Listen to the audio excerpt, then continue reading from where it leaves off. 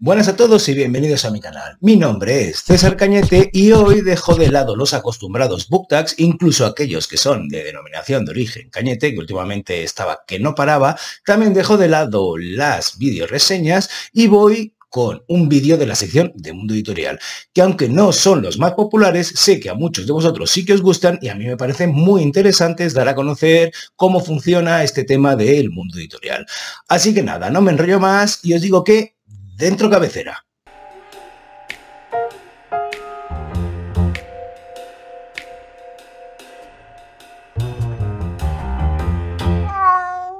Bueno, la razón por la que no estoy sacando tantos vídeos de mundo editorial es porque ya tengo una pila hecha y no me salen los temas de por sí. Podría estar intentando buscarlos o en otras ocasiones surgen de conversaciones espontáneas, como es el caso de este último, que surge de una conversación que tuve con Ángel de el último libro de Robinson Crusoe, que os recomiendo muy mucho que visitéis ese canal, en el que preguntaba si alguno de nosotros sabíamos lo que era LibriRed y si era una herramienta fiable. Bueno, yo quiero ahondar un poquito más en este tipo de herramientas, que no son más que herramientas de medición y que están un poco alejadas de lo que es el núcleo del mundo editorial, que son las editoriales y los autores. Y para eso dejadme deciros principalmente que estas herramientas de medición lo que miden son las ventas de los libros, pero lo hacen de una manera externa, es decir, no sacan de las editoriales esta información, sino que la sacan directamente de las librerías. Pero quietos que me estoy adelantando. Antes de ahondar en el tema de las herramientas de medición, definirlas y deciros por qué pueden ser muy interesantes para un autor,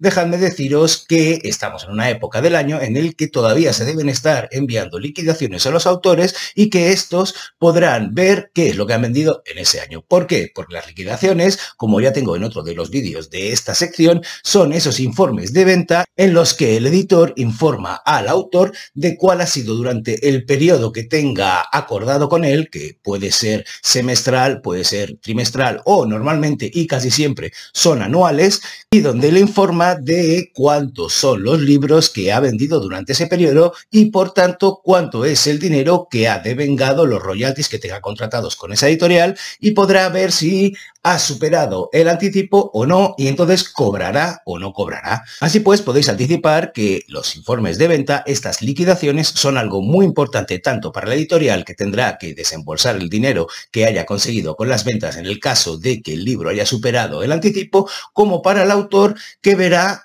cuánto ha ganado con su trabajo, con su esfuerzo, y si su libro ha sido vendido lo suficiente como para que le dé de comer. Como veis, esta es una información que le provee la editorial al autor y en la que tiene en cuenta una previsión de devolución en muchísimas ocasiones o en la mayoría de ocasiones. No en vano tiene por contrato que las liquidaciones se entregarán 3 meses después del 31 de diciembre, estas las anuales. ¿Por qué? Porque existe aquello que he hablado en más de una ocasión, que son las devoluciones. Y teniendo en cuenta que la campaña de Navidad es una campaña muy fuerte, las librerías pueden estar devolviendo libros de esa campaña durante 2-3 meses. Por tanto, para curarse en salud y que no informen de libros que no han vendido, se dan ese margen de 3 meses para empezar a enviar las liquidaciones. A ver, voy a intentar explicaros un poquito esto mejor, entre otras cosas, porque quizá no tenéis en cuenta o no sabéis que una de las cosas y de las particularidades que hace tan difícil y tan riesgoso el mundo editorial es que las librerías pueden devolver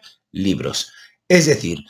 una cosa es la colocación y otra cosa es la venta. Y finalmente está esa devolución, que es un derecho que tienen los libreros a, si no han vendido los libros que tenían colocados en los estantes durante esa campaña, por ejemplo, de Navidad o la de San Jordi o la que sea, lo pueden devolver a la editorial y eso se tendrá que descontar. Por tanto, si resulta que una editorial le dice a un autor el 5 de enero, el 5 de enero no, que es Reyes, se lo dice el 20 de enero que ha vendido tantos mil ejemplares y resulta que le devuelven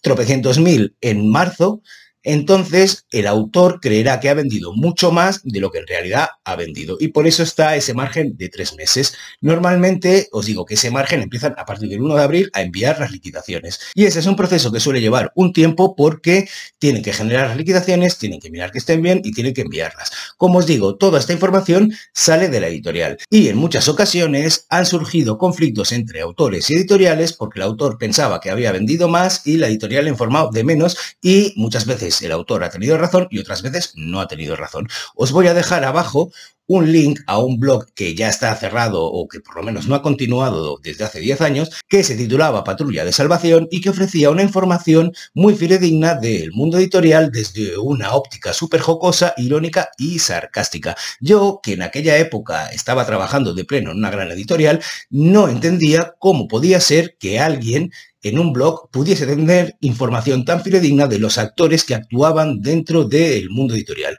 Bueno, pues la entrada que os voy a dejar habla de uno de estos conflictos que hubo entre Javier Marías y Anagrama Jorge Herralde, en el que Javier Marías acabó rompiendo relaciones con esta editorial y acabó yéndose a Alfaguara, entre otras cosas, y sobre todo, según lo que él mismo atestigua y que es algo público porque se publicó, por las liquidaciones, porque no se fiaba de lo que había hecho Anagrama con sus libros y con su éxito. Dicho esto, y para dejar bien claro que la relación entre una editorial y un autor es completamente desigual. ¿Por qué? Porque la editorial siempre tiene mucha más potencia, es mucho más poderosa que un autor. Y gracias al contrato y gracias a la Ley de Propiedad Intelectual de 1987 o el texto refundido de la Ley de Propiedad Intelectual de 1987, hay muchas más protecciones para el autor, que se considera que es la parte débil de esta relación contractual. Y por tanto, todo lo que no esté puesto en el contrato pertenece al autor. Esta es una de estas cosas. Si además el autor no tiene agente, que no tiene por qué tenerlo, tampoco está tan protegido porque será el agente el que acabe consiguiendo más cosas y negociando con la editorial para conseguir un trato mejor para el autor. Pero si es un autor novel y todavía no ha demostrado que puede vender muchísimo y que tiene una capacidad de crear riqueza que le puede interesar muchísimo a la editorial, pues ya puede tener agente o lo que sea, que la editorial acabará poniendo sus condiciones y también es normal porque es la que asume el riesgo. Pero bien, aún así el autor, si no se fía o incluso fiándose, pero quiere llevar un control más estricto de lo que son las ventas, tiene un par de herramientas que puede utilizar y que son de dentro del sistema, que son, por un lado, pedir los certificados de impresión de las tiradas que se hayan hecho de su libro. Y la editorial, por contrato, está obligada a darle y facilitarle ese documento en el que el impresor garantiza que ha hecho X número de ejemplares y no más ni menos. Otra de las cosas o de las herramientas que puede utilizar el autor para fiscalizar un poco la actividad económica de la editorial es pedir una auditoría que analice sus cuentas, sus libros, etcétera, todo lo relacionado con su libro y con sus ventas y que arroje un resultado. Pero esto, claro, normalmente la tendrá que pagar el autor si la quiere y, por tanto, no es lo que suele suceder. Estas son dos de las herramientas principales que suelen estar en el contrato que el autor puede ejercer para acabar sabiendo si le han hecho tongo o no le han hecho tongo desde la editorial. ¿Cómo le puede hacer tongo la editorial? Bueno, pues de muchas maneras, solo que últimamente con el uso de un montón de programas informáticos y de la automatización entre las grandes editoriales que tienen su propia distribuidora y los sistemas informáticos es mucho más difícil, pero aún así se puede producir. Yo he estado en diferentes editoriales y he visto cómo funcionan diferentes editoriales con automatización y sin automatización. Y en alguna de ellas he visto cómo se juega con esas ventas de una manera no tanto fraudulenta, pero sí con un poco de maquillaje. Y os lo puedo asegurar que es algo que me ha parecido flipante de ver. De cualquier manera, volvamos ahora a esas herramientas de medición que os comentaba al principio. ¿Qué son? Pues lo que decía, son unas herramientas que se dedican a intentar o a conseguir la cantidad mayor de datos posible desde las librerías de libros ya vendidos. Por tanto, sus datos, los datos que arrojan, no se ven para nada influidos por lo que son las devoluciones que os comentaba antes y por tanto depende del alcance que tengan estas herramientas de medición y a la cantidad de librerías con las que tengan contratado el servicio o como sea que lo hagan, porque aquí sí que os he de decir y os he de manifestar mi ignorancia de que no sé qué tipo de tratos tienen para que las librerías les ofrezcan esta información del libro vendido, sabrán con mayor o menor exactitud cuántos libros se habrán vendido seguro. Y aquí os vengo a hablar de esa página LibriRed que nació hace 10 años aquí en España y que pretende dar unas cifras de ventas desde el punto de venta, desde la librería o incluso desde páginas web. Bien, esta es una herramienta que en una de las últimas editoriales donde estuve trabajando la utilicé, pero siempre teníamos que tener en cuenta que ni las grandes cadenas como el Corte Inglés, Fnac o la Casa del Libro les daban la información a LibreRed. Por tanto, sabíamos que había que sumarle un porcentaje de un tanto por ciento bastante elevado, porque hay muchos libros que se venden en esas grandes cadenas, a la cifra que arrojaba del libro que estuviésemos buscando. Así que era más que nada orientativo. Por otro lado, otra de estas herramientas de medición, y que es además la más fiable y la más cara dentro del sector editorial, es Nielsen. Nielsen sí que cuenta con la información que le pueda facilitar las grandes cadenas que os decía antes, como son el Corte Inglés, la Fnac y la Casa del Libro. Carrefour, grandes superficies, etcétera. Así que el porcentaje que se le tiene que sumar a esas ventas que arroja es mucho menor que el que ofrece LibreRed. Pero aún así siempre habrá una desviación entre la realidad, las ventas reales del libro y lo que nos ofrezcan estas herramientas de medición. De cualquier manera, no todo el mundo tiene acceso a Nielsen, porque es una herramienta cara y porque vende esa credibilidad y esa poca desviación que hay entre la realidad y lo que ellos ofrecen muy caro. Otra cosa es LibreRed, que creo que el acceso es más para profesionales, para editoriales un poco más grandes. También os digo que otra de las editoriales en la que estuve, de las últimas sí que tenía LibreRed, pero otra de ellas era más humilde y no estaba dispuesta a pagar lo que le pedía LibreRed para saber ese tipo de ventas. Así que un autor normalmente, a no ser que, pues yo que sé, que tenga potentes y quiera gastarse el dinero, no podrá tener acceso, por lo que yo sé, a LibreRed. Aún así, si tuviese acceso, una de las cosas que puede hacer es mirar cuántas ventas arroja LibreRed que ha hecho su título o que ha producido su libro, y si eso está en franca diferencia por encima con las liquidaciones que le ha ofrecido su editorial, puede empezar a sospechar que le están haciendo un buen tongo. Es decir, si LibreRed, y tiene acceso a ello, dice que ha vendido 2000 ejemplares y su editorial dice que ha vendido 1100, si LibreRed cuenta con una información veraz y además es una información de libro vendido a pie del lugar de venta, es decir, de librería, esa desviación que hay entre los 1100 ejemplares que le haya dicho la editorial que ha vendido durante el periodo del año anterior y los 1500 que diga, o los 2000, no sé cuántos he dicho, que diga LibreRed,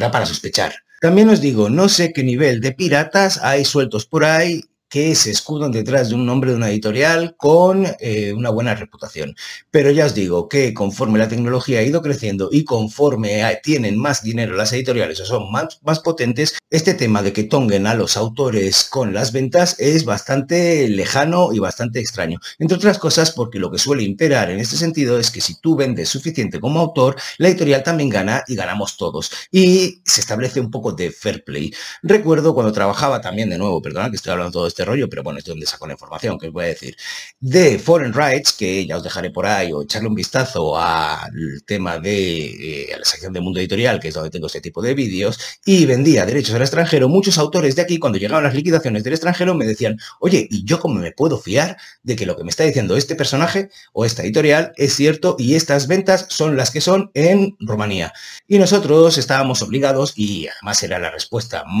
con más sentido común, les decíamos que a la editorial de Rumanía no le interesaba para nada tongarnos si es que estaba sacando dinero, porque entonces no podría hacer más negocio con esa persona o con ese autor en el futuro, y que meternos en disquisiciones judiciales para ver si nos estaban tongando o no nos estaban tongando no tenía ningún sentido, porque era invertir una cantidad de pasta que no merecía la pena, porque no se sacaba tanto dinero de lo que se hacía o de las ventas de Rumanía, por ejemplo. Así que lo que solía suceder era que le tenías que informar al autor de que lo que imperaba era una regla de fair play. A la editorial extranjera le interesaba tenernos contentos para que, si en el caso de que las liquidaciones fuesen positivas y estuviesen ganando dinero y tuviesen muchas ventas, en las próximas novelas de nuestro autor siguiésemos contratándolas con ellas y le siguiésemos vendiendo a ellas, a las editoriales extranjeras, a esa editorial extranjera, los derechos de la próxima novela que también lo iba a petar. Así que debíamos pensar que imperaba el fair play